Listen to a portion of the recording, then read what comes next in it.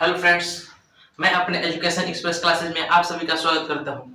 आज हम देखने वाले हैं मैथ। जितने भी एग्जाम में प्रश्न पूछे गए हैं, ये जितने प्रश्न लाए हैं सब एग्जाम में एकदम हर साल एग्जाम में पूछा जाता है। ठीक है, देखिए कब पूछा है। सिद्ध करें कि रूट एक अपरिमेय संख्या है, कितने बार पूछा है। ठीक है, और सिद्ध करें कि 3 + 2 √5 √3 √5 5 - √3, ये जितने भी प्रश्न हैं हर साल एग्जाम में पूछे जाते हैं, जान जाइए। चलिए इसी प्रश्न को आज हम हल कराने वाले हैं कि काफी बच्चे इसको बनाने में थोड़ा कठिनाई महसूस करते हैं, तो उनसे कठिनाई महसूस ना करें।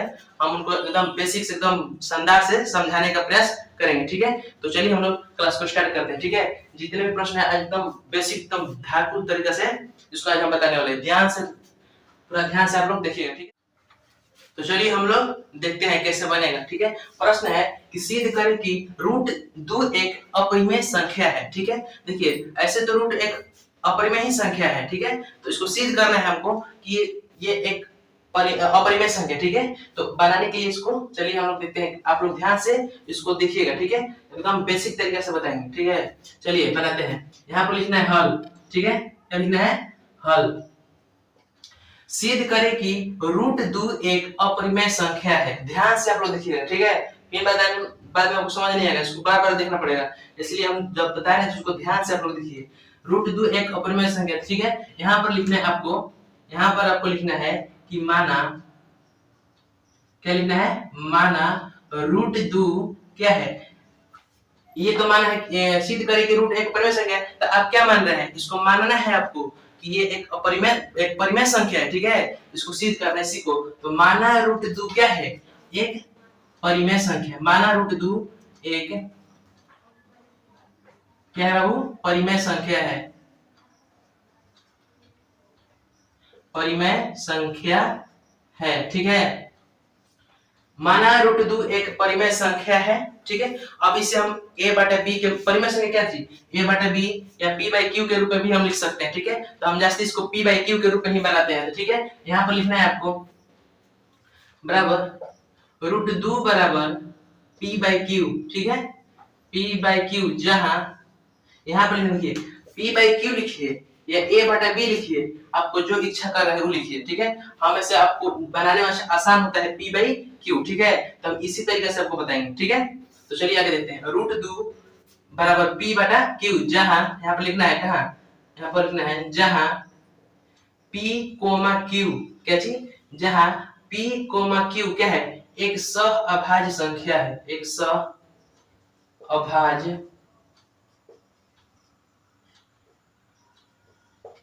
संख्या है। ठीक है, संख्या है।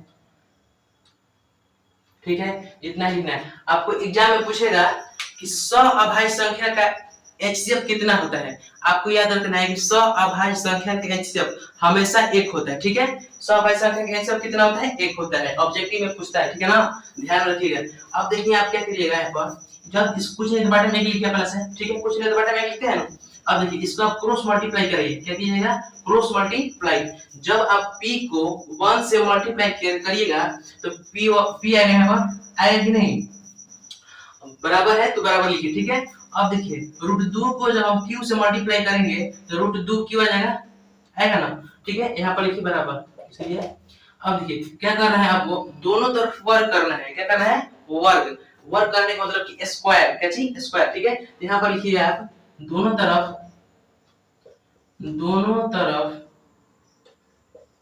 क्या चीज बाबू?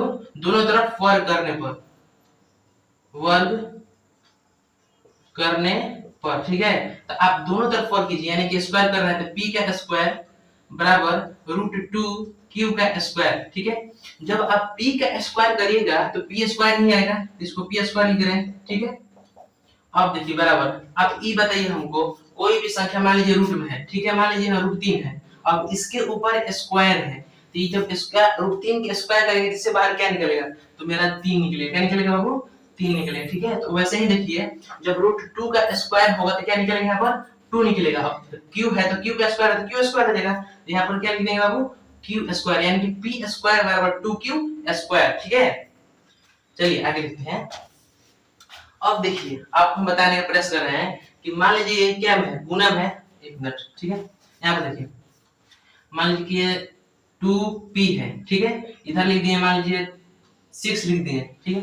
अब यहाँ पर देखिए क्या हो रहा है, दोनों के साथ क्या हुआ है, गुना हुआ है ना, तब है ना 2 क्यू है, यानी कि 2 गुना p बराबर 2p हो गया, 2p हो गया। जब 2p दोनों मल्टीप्लाई हुए हैं बराबर की जब उस साइड ले जाएंगे तो क्या होगा, डिवाइड होगा, यानी नीचे आएगा बटन में ना, इसे लिखेगा p बराबर 6/2 लिखाएगा। ये गुना में है, जब इसको बराबर को उस प्लट ले जाएंगे तो क्या आएगा, नीचे आएगा ना भागा में, तो उसको भागा में इधर भागा में आएंगे। वैसे यहाँ पर देखिए आपको, जब ये 2q² क्या है, ये गुना में है, जब उसको बराबर के उस प्लट ले जाएगा तो क्या आएगा, भागा में आएगा। बस इसी को तो लिखना है हमको, कुछ नहीं करना है। इसलिए क्या कर रहे हैं, जो 2 है क्या करेंगे यहाँ पर आगे भाग लगेगा ना, तो वही बात को तो लिखना है, 2 p² को क्या कर रहा है, भाग लगा रहा है, यानी क्या लिख देंगे, तो 2p² को विभाजित कर रहा है, क्या कर रहा है बाबू, विभाजित विभाजित कर रहा है, ठीक है, विभाजित कर रहा है। अतः अतः क्या करेगा, 2p को भी विभाजित करेगा, विभाजित करेगा, ठीक है, क्या करेगा, विभाजित करेगा। अब इतना तक समझ गए, आपको फिर से आपको रिवीजन करा दे रहे हैं। क्या हमने क्या किया, पहले प्रश्न था कि सिद्ध करें कि रूट एक अपरिमेय संख्या है, ठीक है। तो हम लाए हैं कि माना √2 एक परिमेय संख्या, हमने मान लिया कि रूट एक परिमेय संख्या, ठीक है। अब उसको बनाने के लिए हम लिखे √2 बराबर p/q, तो p/q को हम रखे। अब दोनों में क्रॉस मल्टीप्लाई किए, तो जब हम p को 1 से मल्टीप्लाई किए तो p आएगा, ठीक, सिंपल, तो कोई जानता है। जब आप q को √2 में मल्टीप्लाई कीजिएगा तो √2q आएगा, ठीक है। अब हम यहाँ पर लिखे हैं जहां p, q एक सअभाज्य संख्या है, सअभाज्य संख्या मतलब जिसका एचसीएफ 1 होता है, ठीक है। एक कैसे होता है आपको बता रहे हैं, तो मान लीजिए कोई दो लगातार संख्या ले लीजिए, ठीक है। तो मान लीजिए हम 6 7 लीजिए, इसका जब आप एचसीएफ निकालिएगा तो क्या कितना आएगा, 1 आएगा, ठीक है। अब देखिए, अब दोनों के यहाँ पर क्या किया, दोनों का स्क्वायर किया, फिर लिखे दोनों तरफ वर्ग करने पर, फिर p का स्क्वायर किया, यहाँ पर √2 का की स्क्वायर किए, फिर p का स्क्वायर जब कीजिएगा तो p² आएगा, और जब √2 का स्क्वायर कीजिएगा तो √2 से क्या निकलेगा, 2 निकलेगा, और q का स्क्वायर कीजिएगा तो q², ठीक है, सिंपल में। अब देखिए क्या कर रहे हैं, जो 2 है q² से गुना हुआ है, जब ये गुना में है बराबर के उस साइड ले जाएगा तो क्या करेगा, सिंपल है, तो डिवाइड लगेगा। तो वैसे ही लिख देना है, जो 2 है p² को विभाजित कर रहा है, यानी कि इधर जाएगा तो भाग लगा रहा है, ठीक है। अब फिर लिखना है कि 2p को भी विभाजित करेगा, ठीक है। तो चलिए हम आगे बताते हैं, इसको स्क्रीनशॉट आप ले लीजिए, ठीक है, इसका स्क्रीनशॉट ले लीजिए, आप स्क्रीनशॉट ले लिए होंगे, ठीक है। चलिए इसके आगे अब बताते हैं क्या करना है आपको, फिर लिखना है, यहाँ पर लिखना है माना p बराबर 2k, क्या चीज, p बराबर 2k, ठीक है। वहां पर लिखे थे ना, p² 2 को विभाजित कर रहा है, दो p² को विभाजित कर रहा है, तो उस p को हम यहाँ पर ले लिए, अब किसको विभाजित कर, 2 को ना, तो p बराबर 2 के, अगर आपके पास 3 है तो 3 के लिए देखिए के जगह आप कोई भी बैठा सकते हैं, ए बी सी डी में कोई भी अक्षर आता है यहाँ पर लिख सकते हैं, ठीक, कोई से मतलब नहीं है। हम यहाँ पर लिख दिए के, तो p बराबर 2k, ठीक है। अब देखिए क्या है, तो उसमें एक समीकरण था, क्या चीज, p² बराबर 2q², ऐसे था ना। ये क्या कर रहा था, दो p² को विभाजित माना था, अब उसको आप मान लीजिए समीकरण 1 मान लीजिए, ठीक है, उसको समीकरण 1 मान लीजिए। आपको क्या करना है, इस p बराबर 2k को यहाँ पर लिखना है, कैसे लिखना है देखिए, बता रहे हैं आपको कि समीकरण, इसको आप कॉपी पर 1 लिख लीजिएगा, ठीक है। समीकरण 1 में p का मान रखने पर, ठीक है, रखने पर, अब देखिए क्या करना है कि जब उसमें p है ना, p² बराबर 2k² है, वहां पर समीकरण माना है। अब क्या कीजिए, उस समीकरण को आपको यहाँ पर लिखना है, ये वाला समीकरण में उतार देना है, ठीक है। p² बराबर 2q², ठीक है, समीकरण 1 हो गया ये, इसको हम थोड़ा मिटा दे रहे हैं, ठीक है। अब देखिए यहाँ पर p का मान हम कितना लिखे हैं, सिंपल है, तो 2 के लिखे हैं, p का मान यहाँ पर क्या लिखे हैं, 2k, तो p के स्थान पर क्या कीजिए, 2k को यहाँ पर लिख दीजिए p के स्थान पर, तो ठीक है, सिंपल में लिख देना है 2k, ठीक है, 2k² हो गया, स्क्वायर तो स्क्वायर तो लिखेंगे, अब इसमें तो q दिया नहीं है, तो जो इसके 10 उतार दे रहे हैं हम, 2q², ठीक है। अब जब 2 का स्क्वायर आप कीजिएगा, 2 का स्क्वायर क्या आएगा, सिंपल है कि 4 आएगा, जब 2 का स्क्वायर 4 लिख दीजिए यहाँ पर, ठीक है, यहाँ पर 4 लिख दीजिए, 4, यहाँ पर k² बराबर 2q²। अब देखिए क्या हो रहा है कि यहाँ पर मल्टीप्लाई हो रहा है, इसे सिंपल काट देना है, दो दूनी 4 हो गया, कट गया। अब देखिए यहाँ पर लिखिए बराबर, देखिए 2k स्क्वायर बराबर क्यू स्क्वायर हो गया। अब बराबर देखिए लिखना है, ठीक है। अब देखिए क्या करें, बस वैसा ही लॉजिक लगाना है जैसे पीछे वाला बनाया है। ये क्या कर रहा है, 2 जो है के स्क्वायर को मल्टीप्लाई कर रहा है, जब ये मल्टीप्लाई कर रहा है बराबर के उस साइड ले जाएंगे तो सिंपल है, जब बराबर कितने आएगा इसको डिवाइड करेगा, करेगा कि नहीं, तो बस वही बात को यहाँ पर हमको लिख देना है। ये क्या लिखना है बाबू, देखिए वही बात को लिखना है कि जो 2 है क्या चीज, उसमें पी स्क्वायर को विभाजित कर रहा था, इसमें किसको विभाजित कर रहा है, क्यू स्क्वायर को, ठीक है। तो 2 बराबर क्यू स्क्वायर, नहीं 2 क्यू स्क्वायर को क्या कर रहा है बाबू, विभाजित कर रहा है, विभाजित कर रहा है, ठीक है। अतः 2 क्यू को भी क्या करेगा, विभाजित करेगा, ठीक है। अब देखिए 2 क्यू को विभाजित करेगा, बहुत सिंपल स्पिन से बता दे रहे हैं।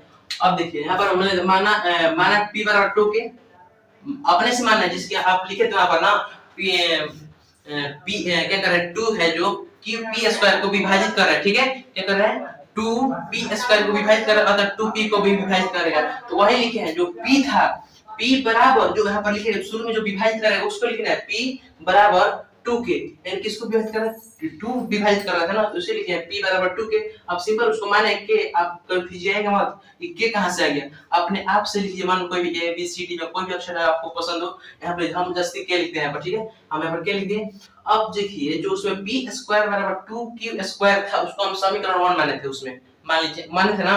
अब देखिए क्या करना है कि समीकरण 1 में p का मान रखने पर, यानी कि जहां p के इसमें मान है, p के स्थान पर क्या रखना है, 2 के रखना है। अब 2 के दो रख दिए, लेकिन उसके ऊपर क्या था, स्क्वायर है, तो हम स्क्वायर के अंदर 2 के स्क्वायर 4 आ गया, 4 के स्क्वायर हो गया, इधर तो कोई q का मान दिया नहीं है तो 2q स्क्वायर हो गया। अब देखिए 2 दूनी 4 कट गया, अब 2 के स्क्वायर हो गया, यानी फिर से 2q स्क्वायर को विभाजित कर रहा है, अतः 2q को भी विभाजित करेगा, ठीक है। इतना समझ में गया। अब इसके बारे में लिखना है कि आप जो जो इसमें किए हैं बस उसी को आपको लिख देना है, ठीक है। तो चलिए हम आपको लिख के बताते हैं कैसे लिखना है, इसको आप स्क्रीनशॉट ले लीजिए, ठीक है।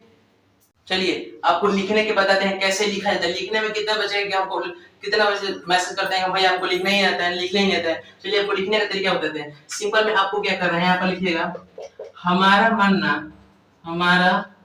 मानना गलत था कि रूट 2 एक परिमेय संख्या है, परिमेय संख्या है, ठीक है। अरे भाई ये तो गलती मान लगा कि हमारा मानना गलत था, क्या चीज, कि हमारा मानना गलत था कि रूट 2 एक परिमेय संख्या है, यानी कि आप सही बोल रहे थे कि ये जो रूट 2 था एक अपरिमेय संख्या है। हम ही बेवकूफ बन गए कि रूट 2, हम बोल रहे थे कि रूट 2 एक परिमेय संख्या, परिमेय संख्या जहां सिद्ध कर रहे हैं वहां पर अपरिमेय संख्या आ रहा है। तो उसी को अपने मन से सोचिए, ऐसा पर लिखना क्या है, देखिए मन में सोचिए कि हमारा मानना गलत था, माने हम माने थे कि हमारा मानना गलत था कि रूट 2 एक परिमेय संख्या है, माने कि हम अपन जिद किए थे ना रूट 2 क्या है, एक परिमेय संख्या है, लीजिए भुगतिए, तो रूट 2 एक परिमेय संख्या है, अतः रूट 2 एक, चलिए छोड़िए ना, अतः यह विरोधाभास है, अतः यह विरोधाभास है, अतः यह विरोधाभास है, ठीक है। अतः यह विरोधाभास है, इसलिए